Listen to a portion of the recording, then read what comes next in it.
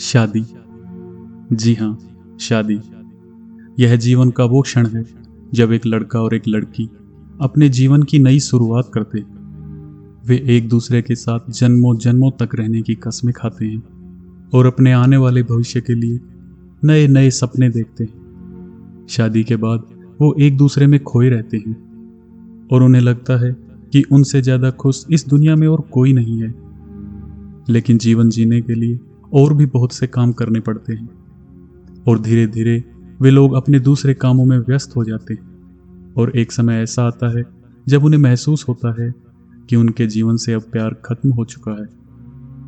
आज की कहानी भी एक ऐसी ही औरत की है जिसे यह लगता है कि उसका पति उससे प्रेम नहीं करता, लेकिन क्या उसे अपनी समस्या का समाधान मिला? यह जानने के लिए आपको ये कहानी अंत तक देखनी होगी। तो चलिए कहानी शुरू करते हैं। बहुत समय पहले की बात है। एक वृद्ध सन्यासी हिमालय की पहाड़ियों में कहीं रहता था। वह बड़ा ज्ञानी था और उसकी बुद्धिमत्ता की ख्याति दूर दूर तक फैली थी। एक दिन एक औरत उसके पास पहुंची और अपना दुखड़ा रोने लगी। बाबा, मेरे पति मुझसे बहुत प्रेम करते थे, लेकिन जब से युद्ध से लौट कर आए हैं ठीक से बात तक नहीं करते। तब सन्यासी बोले, युद्ध लोगों के साथ ऐसा ही करता है। तब महिला बोली, लोग कहते हैं कि आपके द्वारा दी गई जड़ी बूटी इंसान में फिर से प्रेम उत्पन्न कर सकती है। क्या आप मुझे वो जड़ी बूटी दे सकते हैं? सन्यासी ने कुछ सोचा और फिर बोले, देवी, मैं तुम्हें वह जड़ी बूटी जरूर दे देता, लेकिन उसे बनाने के लिए एक ऐसी चीज चाहिए जो मेरे पास नहीं है। महिला बोली, आपको क्या चाहिए? मुझे बताइए, मैं लेकर आऊंगी। तब सन्यासी ने कहा, मुझे शेर की मूंछ का एक बाल चाहिए। सन्यासी की बात सुनकर अगले ही दिन महिला शेर की तलाश में जंगल में निकल पड़ी। बहुत खोजने के बाद उसे नदी के किनारे एक शेर दिखा। शेर उसे देखते ही दहाड़ा। महिला डर गई और तेजी से वापस चली आई। अगले कुछ दिनों तक यही होता रहा। महिला हिम्मत करके उस बाग के पास पहुंचती और डर के मारे वापस चली आती।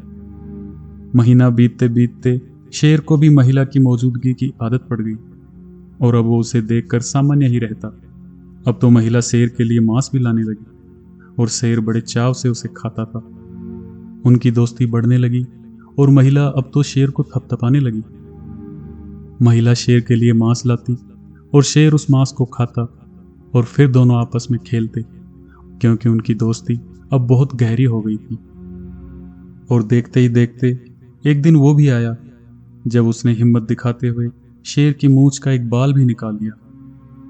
फिर क्या था, वह बिना देरी किए सन्यासी के पास पहुंची और बोली, बाबा, मैं बाल ले आई। बहुत अच्छे। और ऐसा कहते हुए सन्यासी ने बाल को जलती हुई आग में फेंक दिया। अरे ये क्या बाबा, आप नहीं जानते इस बाल को लाने के लिए मैंने कितने प्रयत्न किए और आपने इसे जला दिया। अब मेरी जड़ी बूटी कैसे बनेगी? महिला घबराते हुए बोली, अब तुम्हें किसी जड़ी बूटी की जरूरत नहीं है। सन्यासी बोले, जरा सोचो, तुमने बाघ को किस तरह अपने वश में किया। जब एक हिंसक पशु को धैर्य और प्रेम से जीता जा सकता है तो क्या एक इंसान को नहीं? जाओ, जिस तरह शेर को तुमने अपना मित्र बना लिया उसी तरह अपने पति के अंदर प्रेम भाव जागृत करो। महिला सन्यासी की बात समझ गई। अब उसे उसकी जड़ी बूटी मिल चुकी थी। साथियों, प्रेम को सिर्फ प्रेम से पाया जा सकता है। जीवन में जब भी ऐसा लगे कि हमारे साथी का प्रेम कम हो रहा है, यह सोचकर हमें अपने प्रेम को कम नहीं होने देना, क्योंकि आपका प्रेम और आपका धैर्य सामने वाले को आपसे प्रेम करने के लिए विवश कर देगा। कहानी कैसी लगी कमेंट करके जरूर बताएं और अगर आप चैनल पर नए हैं तो चैनल को सब्सक्राइब जरूर कर लें ताकि हम रोज आपको ऐसी ही कहानियां सुनाते रहें। तो चलिए मिलते हैं अगली कहानी में। तब तक के लिए खुश रहें, स्वस्थ रहें।